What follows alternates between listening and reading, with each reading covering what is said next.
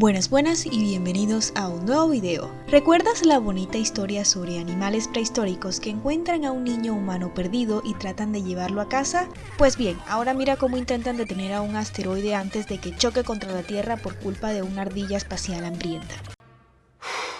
Boy, that escalated quickly. Bienvenidos a esta sección del canal donde hablamos de todo tipo de películas y series extrañas. Hoy hablaremos de la última película de la Era del Hielo hasta la fecha. Este año, la compañía productora de las películas de la Era del Hielo, Blue Sky, cerró para unirse al todopoderoso Disney, y hasta nos regalaron este hermoso clip de la ardilla comiendo su tan anhelada nuez. Por eso me pareció apropiado revisar una de sus secuelas más extrañas, cuando la franquicia ya no le importaba nada y solo quería vivir de la nostalgia que traía el nombre. Así que sin más preámbulo, analicemos la película más ridícula de la franquicia, más que dinosaurios o animales prehistóricos piratas: La Era del Hielo, Choque de Mundos.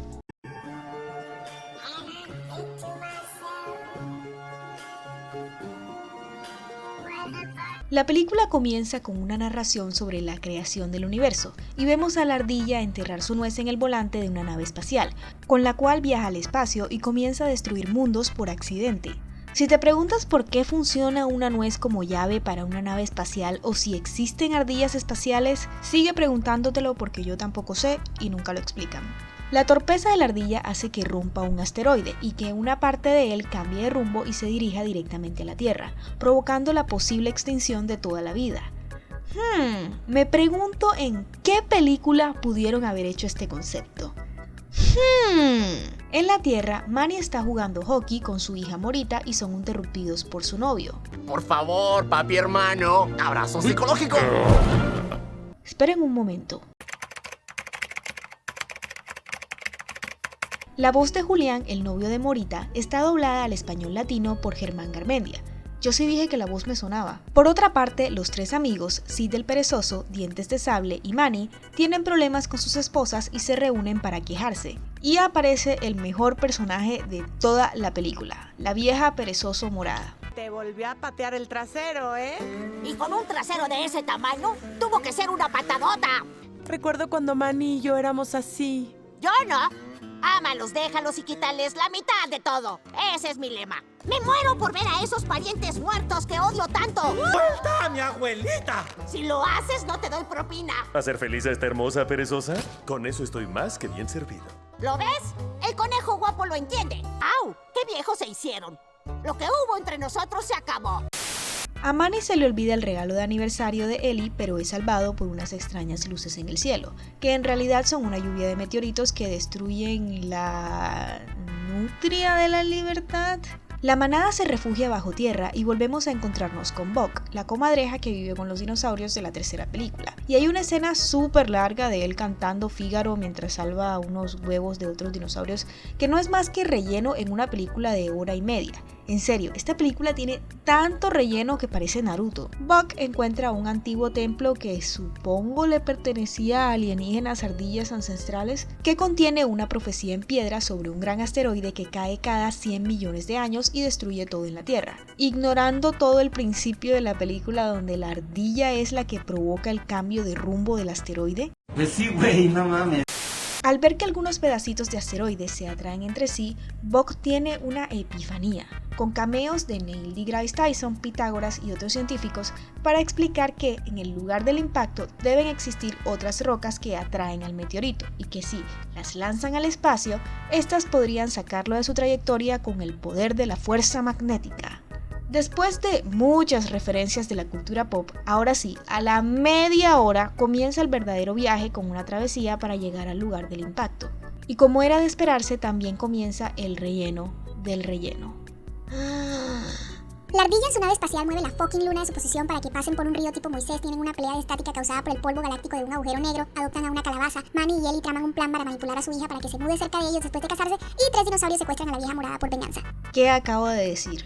Y cuando creía que no se pondría más raro, al llegar al centro magnético que atrae al asteroide, encuentran una copia barata de la ciudad de Esmeralda del Mago de Oz, donde viven unicornios, piedras flotantes, una perezosa hippie y una llama mágica que quiere que la legalicen. ¿Me pegué en la cabeza? ¿O qué está pasando aquí? Cuando la manada explica su plan para detener la destrucción de la Tierra, los habitantes de Geotopía dicen que no quieren lanzar su hogar al espacio. Y no porque hayan vivido allí por generaciones o porque toda su cultura dependa de los cristales. No. Es más profundo que eso. En realidad, los geotopenses son una secta de ancianos que creen en Herbalife y las piedras les dan el poder de la eterna juventud. ¿Me pegué en la cabeza? ¿O qué está pasando aquí? Pero Sid intenta que su interés romántico obligado se enamore de él con un regalo. Así que tira de una piedrita, todo se desmorona y envejecen. Un montón de relleno después comienza el tercer acto y se les ocurre tirar todos los cristales al volcán para que la presión los lance al espacio. Sabes, yo también tengo algo de científico. Y en el momento más emotivo de la película, Manny y Julián utilizan el poder de la física del movimiento que aprendieron jugando hockey para lanzar el trozo de cristal que falta y salvar el mundo. El plan funciona, el asteroide se va, Manny hace las paces con su yerno y su hija porque el verdadero mensaje de esta película es dejar que los hijos tomen sus propias decisiones y todos viven felices para siempre. Hasta hay un momento para los furros. Hola, mi osito de peluche.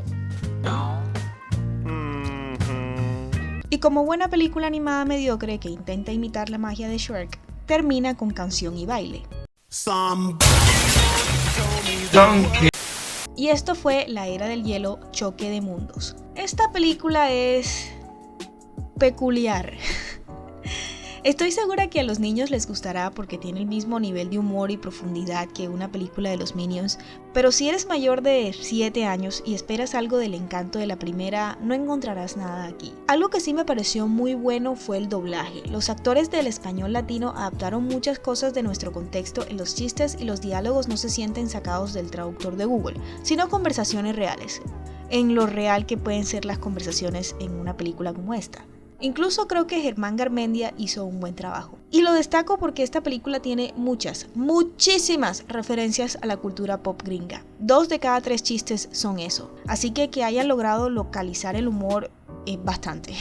La Era del Hielo 5 tiene un montón de ideas ridículas que en el papel pueden funcionar, pero no hay ni 5 de interés por enlazarlas de forma coherente o hacerlas interesantes para la historia general. Desde el primer minuto queda claro que los guionistas están desesperados por conseguir nuevas ideas, pero solo se percibe eso, desesperación. Dura 90 minutos y a menudo se siente tediosa, porque la historia principal es constantemente interrumpida por gags y escenitas sin objetivo. Me reí un par de veces, pero si no lo hubiera visto no habría sido una pérdida significativa. Esto es todo lo que tengo que decir porque ahora les toca a ustedes y les pregunto, ¿de qué otra mala secuela les gustaría que hablara? Déjenme saber en los comentarios. Muchas gracias a todos por ver este video, sé que he estado alejada del canal por temas de trabajo y cansancio, pero quiero regresar con nuevo contenido para ustedes. No se olviden de darle like, suscribirse y hundir a la campanita para no perderse ninguno de mis videos. Alu les dice, bye. ¿Me pegué en la cabeza? ¿O qué está pasando aquí?